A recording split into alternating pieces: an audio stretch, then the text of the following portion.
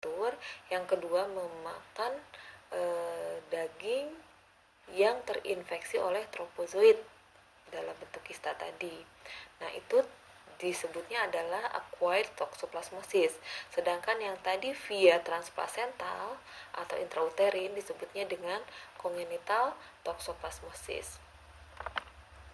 Nah,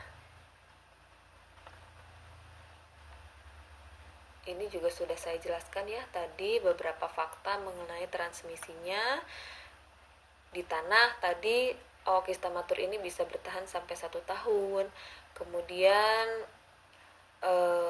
seseorang bisa terkena toxoplasmosis saat memakan daging yang terinfeksi tropozoid atau yang mengandung tropozoid atau tadi kista ya. Kemudian tidak memasaknya secara matang. Kemudian yang ketiga lewat transfusi darah dan juga transplantasi khususnya pada pasien-pasien yang memiliki imun yang rendah atau menjalani terapi imunosupresif.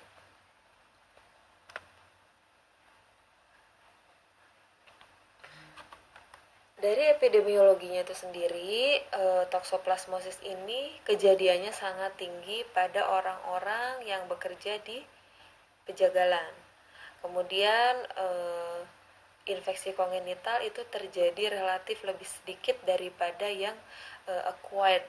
Hanya sayangnya yang acquired ini gejalanya tidak terlalu terlihat, sehingga saat seseorang itu atau pasien yang terkena acquired toxoplasmosis ini hamil, dia bisa menularkannya secara transplacental.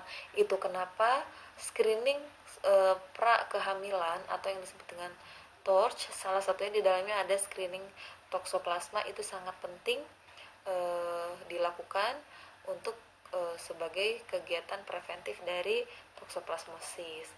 Kemudian infeksi kongenital itu sangat sering sifatnya akut dan menyebabkan akibat yang fatal, infeksi yang fatal pada bayi ataupun janin yang dikandung. Untuk kedepannya setelah anak tersebut lahir itu bisa menyebabkan kecacatan bahkan kematian. Kita akan masuk ke dalam manifestasi klinis dari toxoplasmosis, baik itu yang kongenital ataupun yang acquired. Nah,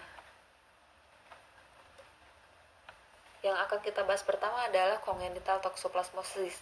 Karena congenital toxoplasmosis ini gejalanya sangat terlihat karena bersifat akut kebanyakan.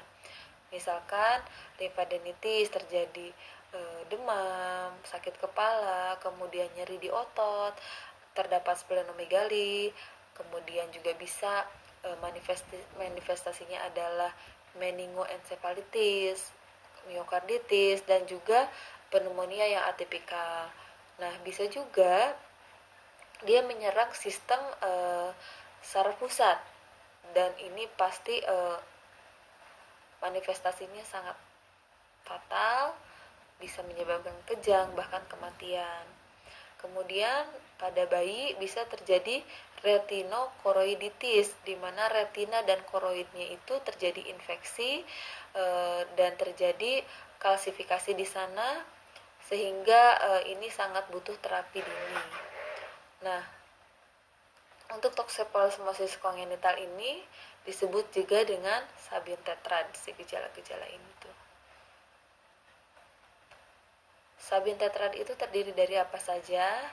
Ini Sabin tetrad itu terjadi hanya pada toxoplasmosis kongenital ya. Pertama ada retinokoroiditis, biasanya tuh dua-duanya matanya kena. Kemudian terdapat kalsifikasi di cerebral, kemudian hidrosepalus atau bahkan mikrocephalus, dan yang keempat adalah psychomotor disturbance.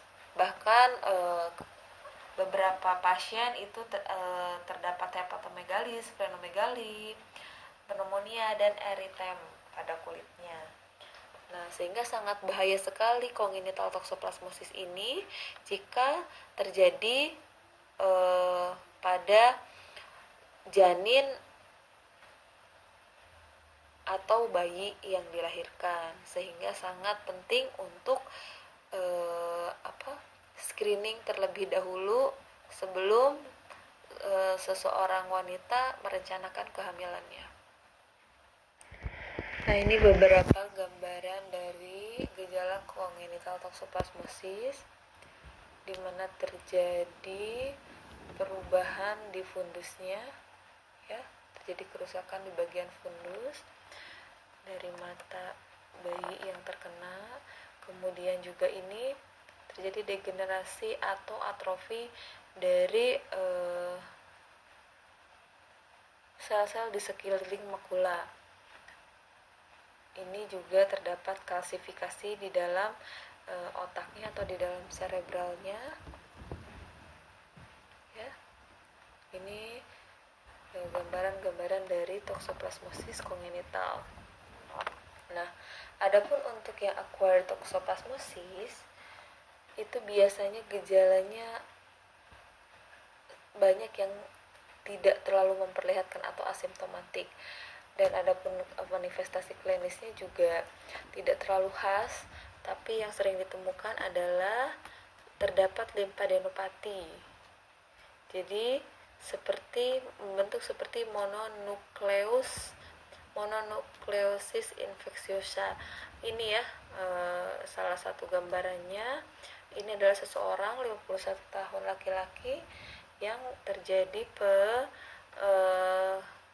pembesaran di bagian nodul limfnya di bagian aksilat kanan, lalu kemudian mengalami demam 40,5 derajat Celcius. Selain itu terjadi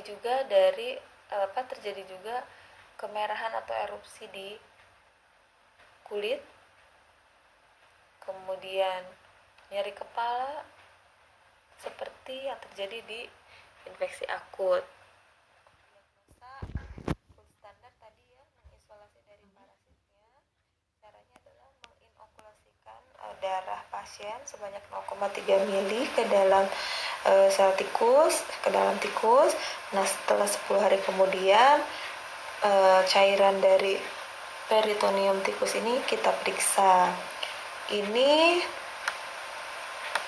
adalah gambaran dari takizoid Toxoplasma gondii yang diambil dari spesimen cairan peritoneal dari tikus setelah diinokulasi oleh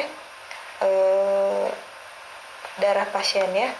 Ternyata di sini ditemukan tropozoidnya di antara cairan-cairan peritoneal dari tikus tadi yang sudah diinokulasi darah pasien. Hanya teknik ini lumayan sulit dan tidak semua laboratorium bisa melakukannya.